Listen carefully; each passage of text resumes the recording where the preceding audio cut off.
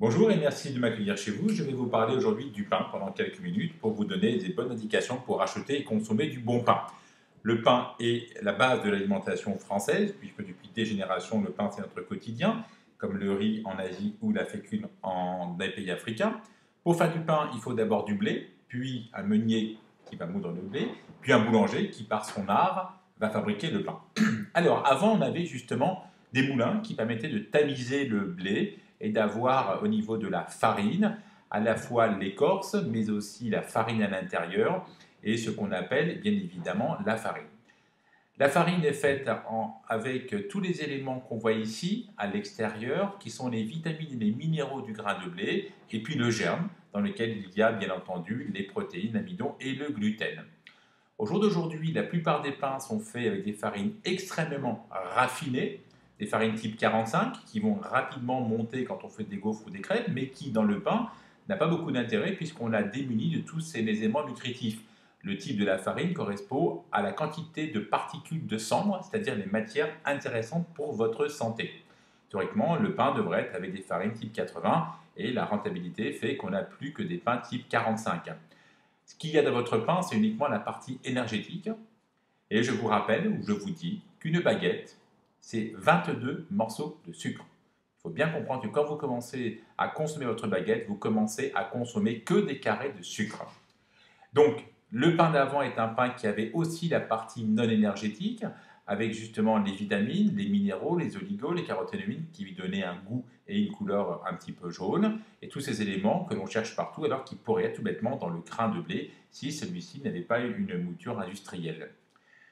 Alors, le problème aujourd'hui, c'est que la farine est hyper raffinée et qu'on va parler d'intolérance au gluten, d'allergie au gluten. En fait, il s'agit uniquement, à force d'avoir dépouillé son blé de son écorce, on n'a plus que la partie gluten qui va créer des espèces de porosité dans votre tube digestif, des inflammations, des ballonnements. Et donc, en plus d'avoir un pain qui est un sucre rapide, on a des maladies type inflammatoire. Donc, retrouvons le chemin de nos ancêtres pour avoir un bon pain et évitons toutes ces moutures mauvaise qualité qui vont donner du pain de qualité très médiocre.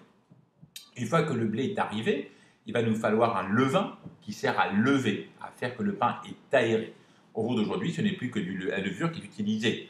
Un bon levain naturel est fait par le boulanger et gardé en secret dans sa boulangerie. Chaque jour, il en prend un peu et différentes étapes permettent de fabriquer le pain. Aujourd'hui, tout est industrialisé et ça n'a plus le charme ni le goût d'avant. Mais un bon pain au levain a une mie très aérée, une croûte épaisse, un goût un peu noisette et se garde une semaine sans s'abîmer.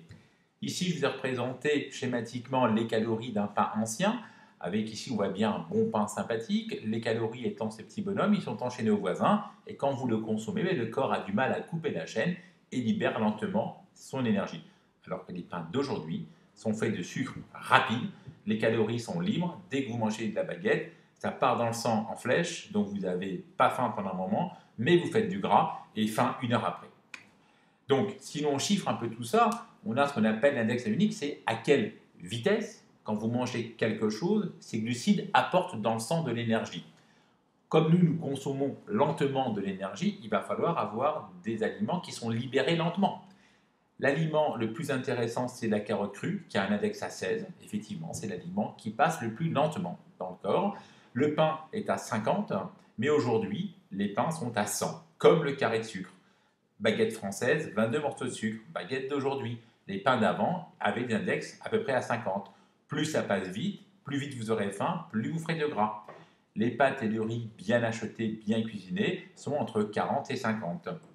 Donc, si vous voulez un bon pain, choisissez chez votre boulanger des farines complètes à la meule.